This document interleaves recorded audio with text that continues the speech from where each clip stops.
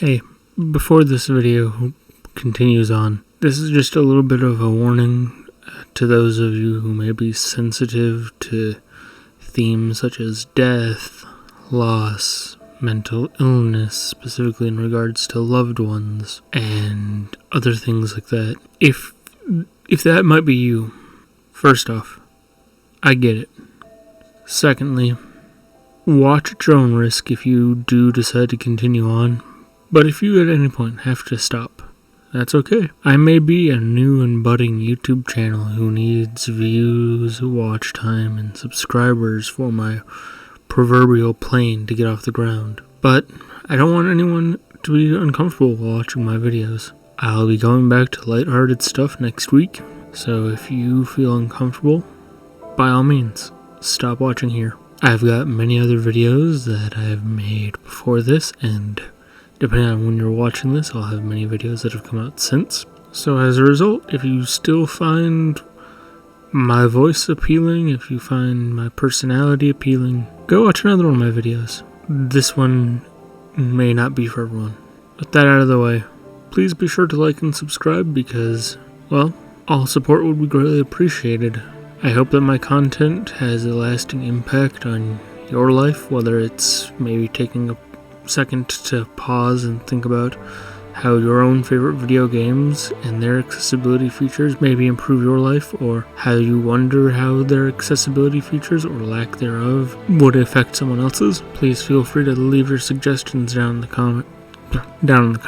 My videos don't get that many comments, and as a result, I read every comment right now. Today we'll be talking about Spiritfarer, a wonderful game made by Thunder Lotus Games, released back in August 18th of 2020.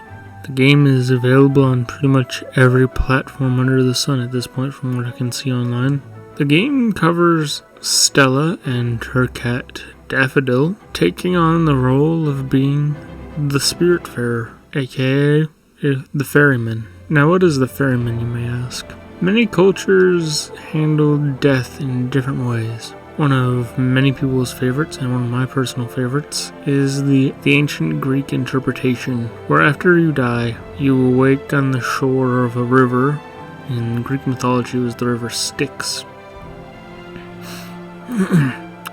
And a coin was placed either in your mouth, over your eyes, etc., just somewhere on your body, as a payment to the ferryman. The ferry would take your payment and would take you to Hades. It would take you to the afterlife, essentially. In Spiritfarer, initially the game feels like that is what you are doing. You get this object called the Everlight that acts as essentially your ultimate multi-tool. You need to chop down wood, it can turn into a saw. You need to pull something out of the oven, it turns into oven mitts. You need to hammer out something at a blacksmith. Hammer out something at a smithy, it turns into a hammer. Basically, you need it, the Everlight will turn into it. It also powers your boat. Stella has a wide variety of passengers that will come onto her boat.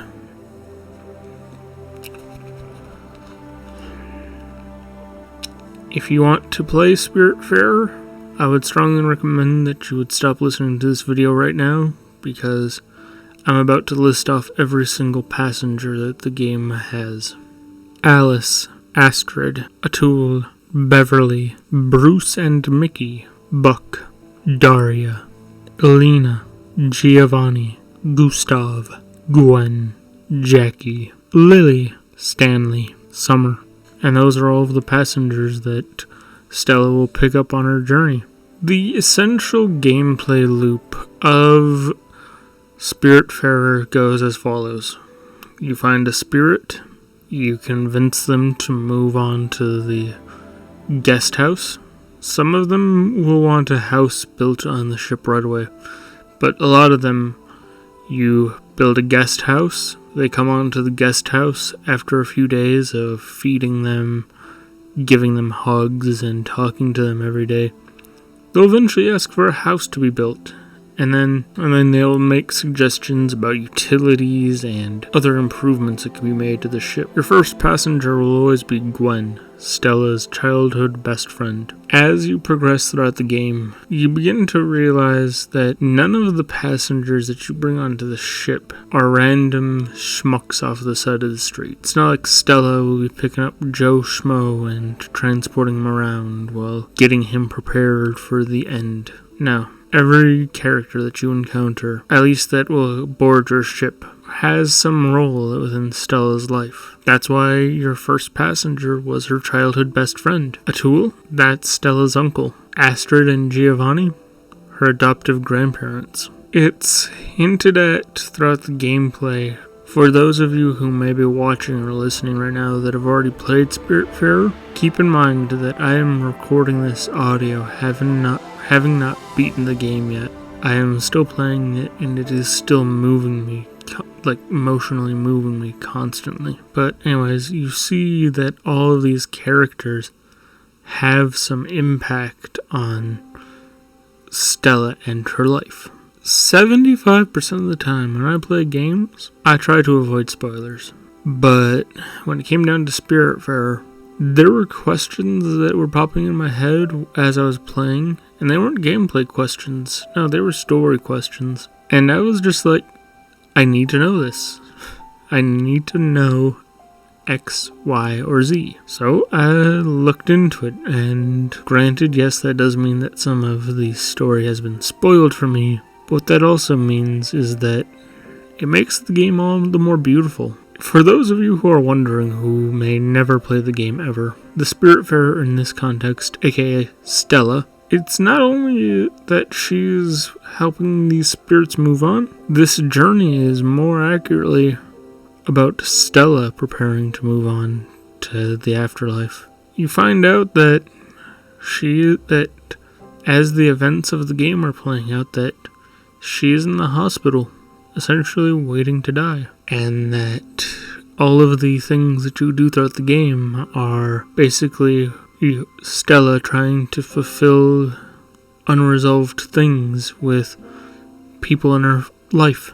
And time again throughout the game, you see how these things don't actually have a quote-unquote gratifying conclusion to them. They just have a conclusion, which is a beautiful representation of life. As an example, each time that you reach a certain milestone of bringing spirits to a location called the Evergate, the god Hades will appear in front of you and basically monologue about death.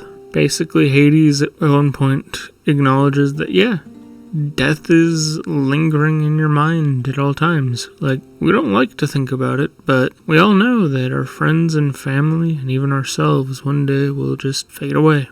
And so essentially this is the entire events of the game, or Stella's mind recognizing that she is approaching the end of her journey and that her mind wants to try to resolve things, wants to feel whole before she passes. But ultimately, all of these situations result in being about as whole as you can be. So before I get too emotional and before I dive too much deeper into Spiritfarer, its story, and its world, what kind of accessibility features does Spiritfarer have? It really doesn't have any at all. But again, this is one of those games where I don't think it needs that many. Spiritfarer is wonderful in the fact that there is this essentially three-dimensional world for you to explore, but you interact with it in a 2D sense. Sometimes in a 2.5D sense in a way, I guess, if you wanted to get semantical about it. There's this whole open world map for you to explore, islands to uncover, treasures to collect, etc. But you can't move around in circles in the 3D sense. Nah, you pick a line and your ship goes along that line, but you control still left to right, and that's about it. For that reason, the gameplay is fairly simple. 95% of actions can be completed with singular button presses, and even the actions that require more button presses and more frequent button presses, they are fairly simple. One of the core mechanics that you gain access to early on in the game is playing music to make your crops grow faster. You don't need to do that. Yeah, it helps out. It helps out a lot. But you can just keep watering your crops, ferrying your boat around wherever you need it to go, and eventually those crops will just grow on their own. The music just makes them grow faster. Spiritfarer did pull a potion permit on us, though. What do I mean by that?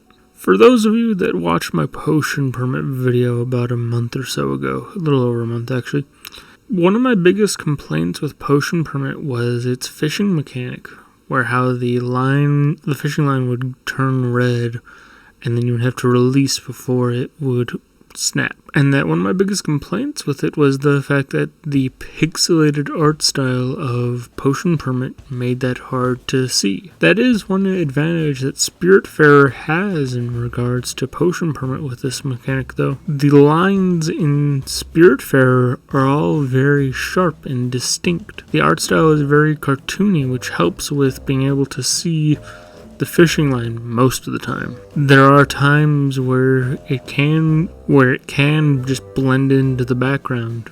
But honestly though, that's okay, because it's not like in Potion Permit where you have to buy bait in order to be able to go fishing. No, you just send out an empty hook and fish will eventually bite it. As a result, you can keep trying fishing over and over again. There is no penalty to that. In a way, Spiritfarer doesn't need that many accessibility features at all. The only thing that I would have liked to have seen is maybe a slight increase to text size, especially from farther distances away. But with the accessibility things out of the way, let's touch on some of the other darker topics of Spiritfarer. Gotta get cozy for this one. I used this analogy when talking about Spiritfarer with my mother recently. The boat in Spiritfarer is a beautiful metaphor for life. In Spiritfarer, characters will come into your guest house for some time, and then eventually they'll ask to have a house built. And like I mentioned before, they'll make suggestions for utilities to be made or improved. They will ask for decorations in their home. They will request you go do things or make them specific meals. But once these characters pass on, you never get the option to dismantle their homes or dismantle the utilities that they have requested that you build. No.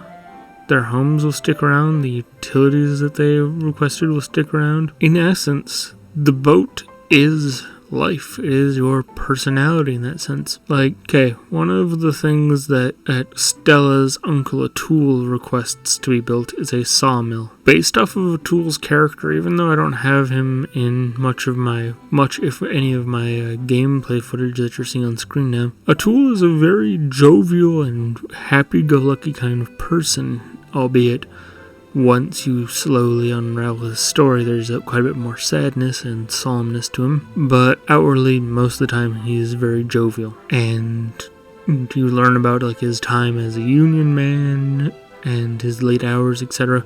Do I think that he ever actually, in real life, taught his niece how to work a sawmill? No. I think that these utilities and other things that you build throughout the game are representations of stories that Stella recalls about these people. I can picture Stella thinking back about how Uncle Atul told me about how a friend of his, when late one night, nearly cut off his fingers while they were working the sawmill. Or Astrid talking about metalworking in factories and fighting for the workers' rights, and how sometimes the metal would get so bright in the furnace that she knew people who would go blind. And so I would imagine that a lot of the facilities you build in the game are not actually from Stella's own skill set or things that her friends and family have taught her, but more so from descriptions that her friends and family had given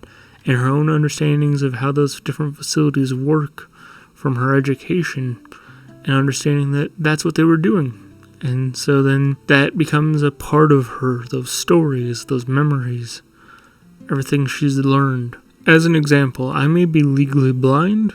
However, thanks to friends and family, I've learned quite a bit about, like, how to shoot a gun, what it's like going out hunting, what it's like working at AutoZone, working in restaurants, etc. I live and gain those experiences through a proxy of my friends and family. They are on my ship in that regard. And on to one of the most personally hard ones to talk about, the character of Alice. It is made pretty clear throughout the game that Alice has dementia. For my friends and family, they will know that my grandmother has dementia. So when I was playing Spiritfarer and experiencing Alice's story, that was honestly one of the hardest moments in gaming for me. Because Alice's mannerisms, her personality, everything about her just screamed to me, this is my grandma. And so because of that connection, it was hard to experience.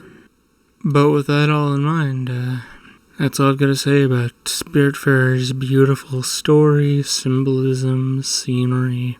I look forward to seeing you guys next week. I need to go have a good cry.